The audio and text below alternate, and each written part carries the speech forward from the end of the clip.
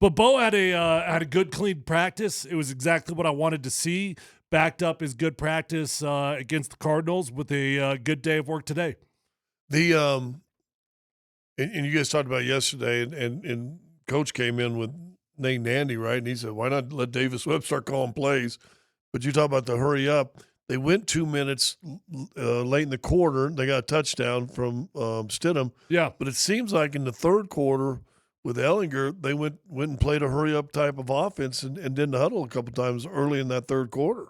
So man, I'd have to go back and watch that. I'm not sure if I even noticed that. Maybe they're playing, but the point is maybe they're going to play with that and say, hey, let's. Well, it's something that almost every team has in the tool bag.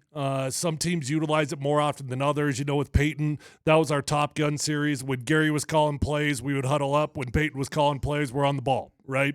When I was playing with Kyle Shanahan, we called it our Turbo series, and we really simplified things. We're always out of a strong right formation.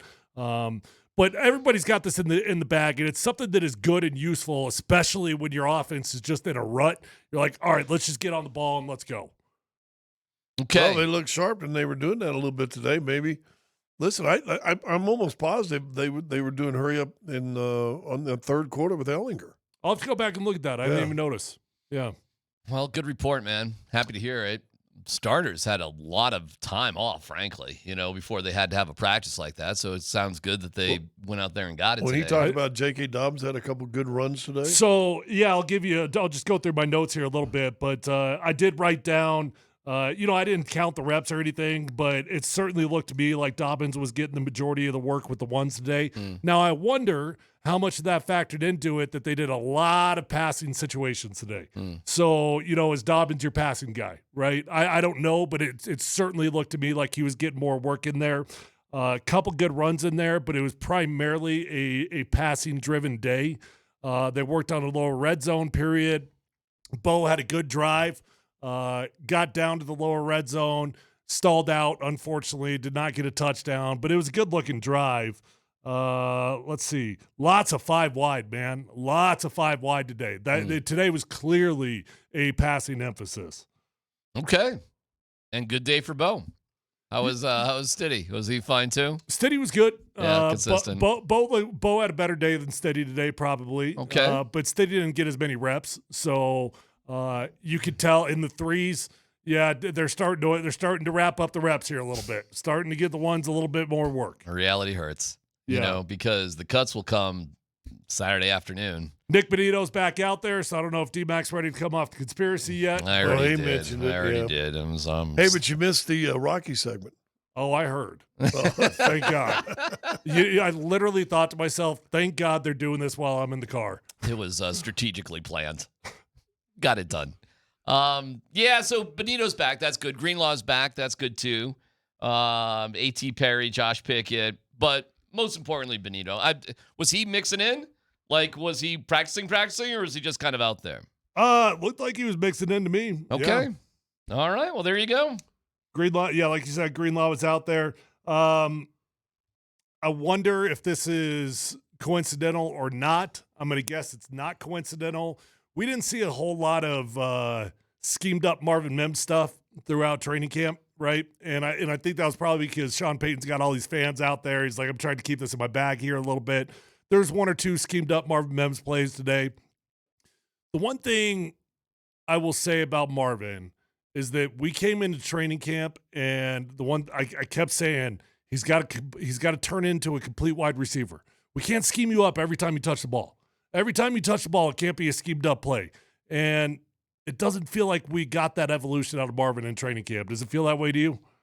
Not as of yet. No. I mean, I can't even think of an instance whether it was the first game or many practices where you see a whole lot of schemed up looks from Marvin. Well, is that more a result that Troy Franklin is just developing more, and you know? Well, it could be a combination of that and a combination of what Tyler said that coaches are paranoid. We're keeping things about everything. Down low. Let's wait till we get less and less eyes on it, and now especially news media. Was there as many news people out there as usual? Oh, it looked like there was quite a few. Yeah.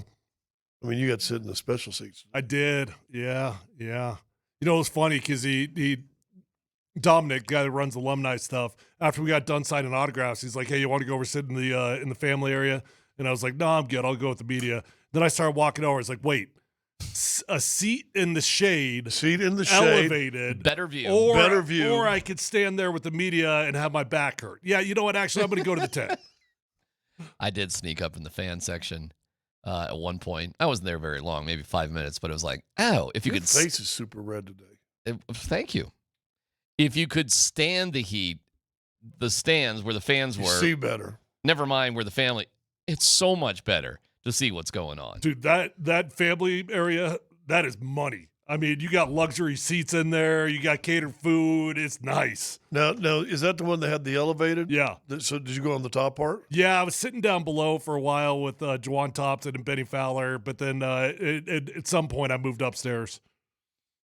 You know, the Broncos really, all things considered with what they got going on, they figured it out, man.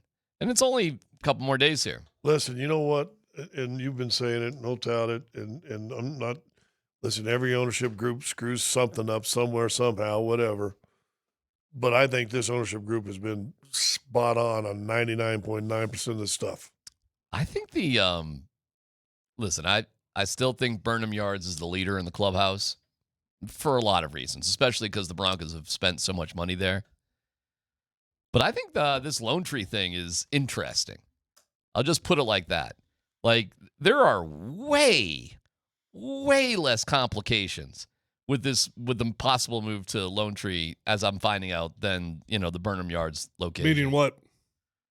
Like There's people over at Burnham Yards that just are not interested in selling right now that they kind of need to sell. I thought they already bought it all up. They didn't. Not all of it. A lot of it. A couple trucks. $125 million worth. A lot of it. Yes. A lot of money. It's like, oh yeah, hey, I get it. Can you imagine buying $125 million worth and being like, yeah, we didn't get enough? What is? Well, did you ever see the movie Up?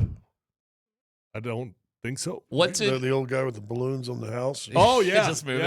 Yeah. Right there in Minst over them buildings? What did our family spend for SoFi? What was the value? What was SoFi? $4 billion? Wasn't it like $2 billion over?